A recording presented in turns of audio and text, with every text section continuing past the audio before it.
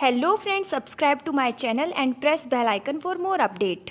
Hello friend and welcome back my YouTube channel. So friends, हमारा जो आज का टॉपिक है that is lanthanoid shift reason. Topic काफ़ी इंपॉर्टेंट है और अगर आज तक आपको ये समझ में नहीं आया है तो बने रहिए मेरे साथ वीडियो में लास्ट तक। आई प्रॉमिस आपको टॉपिक बहुत अच्छे से क्लियर होने वाला है। सो लैंथेनॉइड शिफ्ट रिएजेंट स्टार्ट करने से पहले मैं आपको थोड़ा सा एनएमआर का इंट्रोडक्शन बता देती हूँ कि एनएमआर स्पेक्ट्रोस्कोपी एग्जैक्टली क्या होती है और ये हमारे लिए क्या क्या फंक्शनिंग करती है। सो सबसे पहले अगर हम इसका इंट्रोडक्शन देखें तो इंट्रोडक्शन है जो एनएमआर स्पेक्ट्रोस्कोपी है वो बहुत ज़्यादा पावरफुल है ऑर्गेनिक और ऑर्गेनिक मेटालिक कंपाउंड को डिटरमाइन करने में। मीन ऑर्गेनिक और ऑर्गेनो मेटालिक कंपाउंड को ये बहुत आसानी से क्या है डिटरमाइन कर सकती है। और प्लस में हम क्या है जो स्ट्रक्चर है कंपाउंड्स का वो स्ट्रक्चर भी क्या है इजीली डिटेक्ट कर सकते हैं एनएमआर स्पेक्ट्रोस्कोपी में।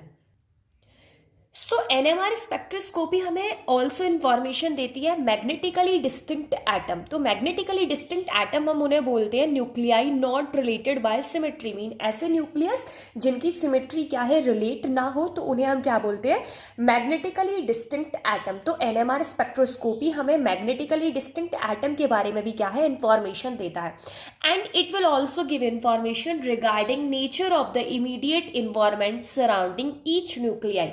सो यहाँ तक आपको इसके क्या है ये समझ में आ गया होंगे कि हम क्या क्या डिटरमाइन कर सकते हैं एनएमआर स्पेक्ट्रोस्कोपी की मदद से। तो मैंने आपको बताया कि एनएमआर स्पेक्ट्रोस्कोपी ऑर्गेनिक और ऑर्गेनोमेटालिक कंपाउंड्स को क्या है डिटरमाइन करने में हेल्प करती है।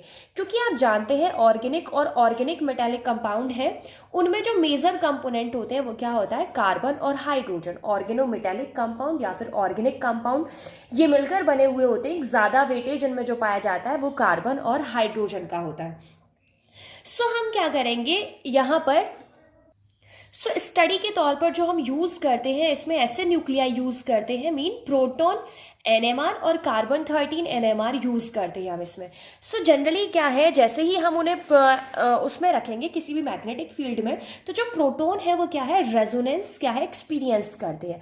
तो उनमें आपको जनरली देखेंगे कि रेजोनेंस हो रहा है तो रेजोनेंस एक पर्टिकुलर फ्रिक्वेंसी पर हो रहा होगा जिसे हम रेजोनेटिंग फ्रिक्वेंसी बोलते हैं। तो हर प्रोटॉन के लिए रेजोनेटिंग फ्रिक्वेंसी क्या है अलग होगी। मीन मान लो एक प्रोटॉन है उसके लिए रेजोनेटिंग फ्रिक्वेंसी कुछ अलग होगी। वहीं अगर उसी एटम के पास एक और प्रोटॉन है तो उसके लिए रेजोनेटिंग फ्रिक्वेंसी क्या है कुछ अलग होगी। तो रेजोनेटिंग फ्रिक्वेंसी के बेहाफ पर जो प्रोटॉन एनएमआर है उसमें क्या है कंपाउंड्स को आइडेंटिफाई करना काफी इजीली हो जाता है क्योंकि हर एटम यानी हर प्रोटॉन की जो रेजोनेटिंग फ्रिक्वेंसी है वो क्या है अलग होती है। और प्लस में जो हर न्यूक्लियाई है उसके पास अपना जो इन्वायरमेंट है यानी इलेक्ट्रॉनिक इन्वायरमेंट है वो भी क्या है अलग होता है। सो जैसे ही आप वहाँ पर क्या है एक्सटर्नल मैग्नेटिक फील्ड लगाओगे तो जो वैलेंस शेल है वो अफेक्ट होगी। वैलेंस शेल अफेक्ट कैसे होगी उसमें जो इलेक्ट्रॉन प्रेजेंट है वो इलेक्ट्रॉन सर्कुलेट करना स्टार्ट करेंगे और जैसे ही वो सर्कुलेट करेंगे तो उनके पास अपना एक मैग्नेटिक फील्ड जनरेट होगा जिसे हम इंटरनल मैग्नेटिक फील्ड बोलते हैं। तो आपने बाहर से एक्सटर्नल मैग्नेटिक फील्ड लगाया तो इलेक्ट्रॉन ने खुद से अपना इंटरनल मैग्नेटिक फील्ड जनरेट किया जो कि अपोजिट डायरेक्शन में होता है अप्लाइड मैग्नेटिक फील्ड के। सो इस इफेक्ट को हम बोलते हैं डाई मैग्नेटिक शील्डिंग या फिर डायमैग्नेटिक एनआइसोट्रॉपी। मेन है कि इंट्रोडक्शन आपका एनएमआर का हो गया। अब हमें जो हमारा टॉपिक था एनएमआर शिफ्ट रिएजेंट या फिर lanthanoid shift reagent. So question ये है कि भाई हमें इसकी जरूरत क्यों पड़ी, इनका क्या फंक्शन है, हम क्यों यूज करते हैं एनएमआर शिफ्ट रिएजेंट। तो अब आपके सारे कॉन्सेप्ट क्लियर हो जाएंगे। तो हमने जो अप्लाइड मैग्नेटिक फील्ड लगाया था उसकी वजह से क्या होगा स्पिन इलेक्ट्रॉन डेंसिटी क्रिएट होगी और जैसे ही स्पिन इलेक्ट्रॉन डेंसिटी क्रिएट होगी तो जो रेजोनेटिंग फ्रिक्वेंसी थी वो रेजोनेटिंग फ्रिक्वेंसी क्या है प्रोटॉन्स के लिए अलग अलग हो जाती है डिफरेंट हो जाती है। तो मैंने आपको पहले ही बताया था जब रेजोनेट फ्रिक्वेंसी डिफरेंट होगी तो हमारे लिए आइडेंटिफिकेशन ऑफ प्रोटॉन क्या हो जाएगा सिंपल। मीन हम बहुत ही आसानी से क्या है प्रोटॉन को आइडेंटिफाई कर लेंगे। लेकिन क्या है हमारे पास जो एनएमआर टेक्निक है वो एनएमआर टेक्निक बहुत कम सेंसिटिव होती है। उन प्रोटॉन्स के लिए जिनमें क्या है केमिकल शिफ्ट हो जाता है। मीन क्या है, कुछ प्रोटॉन में क्या होगा, रेजोनेटिंग फ्रिक्वेंसी अलग अलग हो जाएगी। जैसे ही रेजोनेटिंग फ्रिक्वेंसी क्या है सेपरेट होगी तो प्रोटॉन को हम सिंपली आइडेंटिफाई कर लेंगे। लेकिन जो एनएमआर स्पेक्ट्रोस्कोपी है वो बहुत कम वर्क करती है ऐसे प्रोटॉन पर जो केमिकल शिफ्ट हो जाते हैं। केमिकल शिफ्ट से क्या होगा, उनका जो केमिकल और स्टीरियो केमिकल इन्वायरमेंट बदल जाएगा। जैसे ही स्टीरियो केमिकल और केमिकल इन्वायरमेंट बदलेगा तो उनकी रेजोनेटिंग फ्रिक्वेंसी क्या है, ओवरलैप कर जाती है। और जैसे ही रेजोनेटिंग फ्रिक्वेंसी ओवरलैप करती है तो हमारे लिए एनएमआर स्पेक्ट्रोस्कोपी बहुत ज़्यादा टफ हो जाती है। अब मेन बात है ओवरलैपिंग हो गई। अब हम चाहते हैं कि ये ओवरलैपिंग शॉर्ट आउट हो जाए जिससे कि हमारी एनएमआर स्पेक्ट्रोस्कोपी क्या है, ईजी हो जाए। तो जो ये सिग्नल ओवरलैप हुए थे, अब हमें मेथड पढ़नी है कि कौन कौन से मेथड से हम ओवरलैपिंग सिग्नल को क्या है रिजॉल्व कर सकते हैं। सो सबसे पहला मेथड है, हम क्या यूज़ करेंगे, हाई फ्रिक्वेंसी का कोई भी स्पेक्ट्रोमीटर यूज़ करेंगे। वो क्या करेगा, जो सिग्नल ओवरलैप हो रहे थे उन्हें रिजॉल्व कर देगा और हमारे लिए स्टडी ईजी हो जाएगी। दूसरा है जो हमारा टॉपिक था शिफ्ट रीएजेंट, तो हम क्या करेंगे, जो सिग्नल ओवरलैप हुए हैं उनमें क्या यूज़ करेंगे, शिफ्ट रीएजेंट यूज़ करेंगे। अब आपको समझ में आ गया होगा कि ये शिफ्ट रीएजेंट एग्जैक्टली होते क्या है। जब एनएमआर स्पेक्ट्रोस्कोपी में केमिकल शिफ्ट की वजह से क्या है, जो सिग्नल ओवरलैप कर जाते हैं, तो ओवरलैप को रिजॉल्व करने के लिए, जिससे हमें स्पेक्ट्रा इजी समझ सके हम, तो उसके लिए हम क्या है, शिफ्ट रीएजेंट यूज करते हैं। नेक्स्ट है इसमें लेंथेनॉइड कॉम्प्लेक्स। तो शिफ्ट रीएजेंट में हमारे पास स्पेशली होता है कि हम लेंथेनॉइड कॉम्प्लेक्स शिफ्ट रीएजेंट ही यूज करें। तो आई थॉट आपको जो हेडिंग थी उसका मीन क्लियर हो गया। सो टॉपिक काफ़ी ब्रॉड है, आई नो आपको अब जाके टॉपिक समझ में आया है, लेकिन काफ़ी अच्छे से क्लियर हो गया होगा। अब एक history of lanthanide shift reagent, हम हिस्ट्री देखेंगे कि सबसे पहले ये कहाँ और किसने यूज़ किए। तो सबसे पहले जो लेंथेनाइड शिफ्ट रिएजेंट यूज़ हुआ वो पैरामैग्नेटिक आयन में यूज़ हुआ, वो भी 1969 में। कॉनरैड हिंकले नाम के साइंटिस्ट ने क्या है इसे डिटेक्ट किया। तो सबसे पहले उसने जो यूज किया था लेंथेनॉइड शिफ्ट रिएजेंट वो था bispyridine adduct of tris 2,2,66 tetramethyl hepta 3,5 dionate europium third. तो ये क्या है, एक लेंथेनॉइड शिफ्ट रिएजेंट का नाम है। ये सबसे पहले क्या है, कॉनरैड हिंकले ने सबसे पहले यही लेंथेनॉइड शिफ्ट रिएजेंट यूज किया लेबोरेटरी में। अब हम देखते हैं केमिकल शिफ्ट रिएजेंट की मैकेनिज्म की, वो किस मैकेनिज्म के बेस पर वर्क करते हैं। तो जो लेंथेनाइड एटम होते हैं वो लुईस एसिड की तरह बिहेव करते हैं और इनके पास कैपेबिलिटी होती है केमिकल शिफ्ट क्रिएट करने की। और ये तुरंत क्या करेंगे, जो मॉलिक्यूल आप यूज कर रहे हो सैंपल के तौर पर उसमें क्या है, बेसिक साइट प्रेजेंट होगी।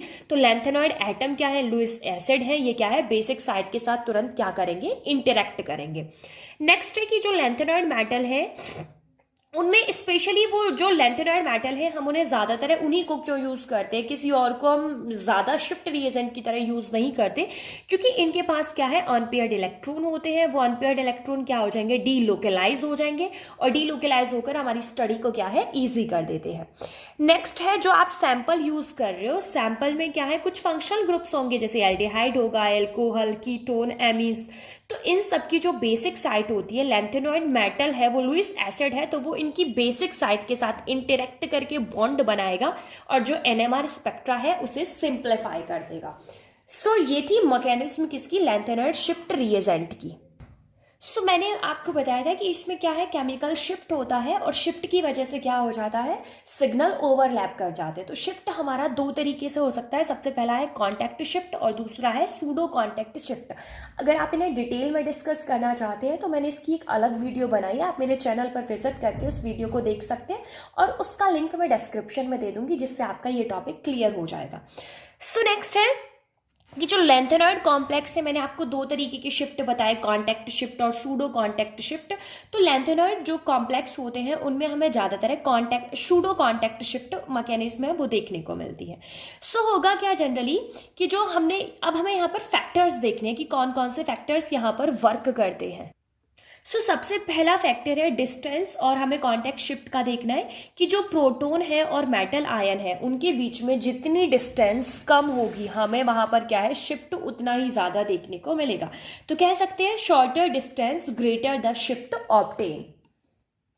नेक्स्ट है, अब हमें जाननी है डायरेक्शन ऑफ शिफ्ट की जो शिफ्ट है वो कौन सी डायरेक्शन में हो रहा है। तो जो लैंथेनॉइड कॉम्प्लेक्स होते हैं वो दो कैटेगरी के होते हैं, एक तो लोअर फील्ड वाले होते हैं और एक ऐसे होते हैं हायर फील्ड वाले होते हैं। तो ये आपको लर्न करना पड़ेगा कि लोअर फील्ड कौन कौन से लैंथेनॉइड कॉम्प्लेक्स में देखने को मिलता है। तो एर्बियम, यूरोपियम, थूलियम और यूटोरियम इनमें क्या है, आपको लोअर फील्ड देखने को मिलेगा।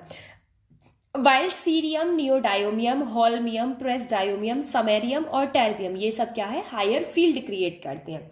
नेक्स्ट है, अब जो हमने शिफ्ट रिएजेंट यूज किए हम उनके एडवांटेज देख लेते हैं। हम एडवांटेज देख लेते हैं कि जो जो हमने शिफ्ट रिएजेंट यूज किए उन्हें यूज करने से हमें क्या क्या एडवांटेज मिलता है। सो सबसे पहले क्या है, give spectra which is much easier to interrupt. हमें एक बहुत बेहतरीन स्पेक्ट्रा मिलता है जिससे हम क्या है, ये जो स्टडी है वो बहुत ईजिली कर सकते हैं। नेक्स्ट है, मोर ईजिली ऑब्टेन। जो स्पेक्ट्रा है इसकी मदद से हमें क्या है, बहुत जल्दी मिल जाता है।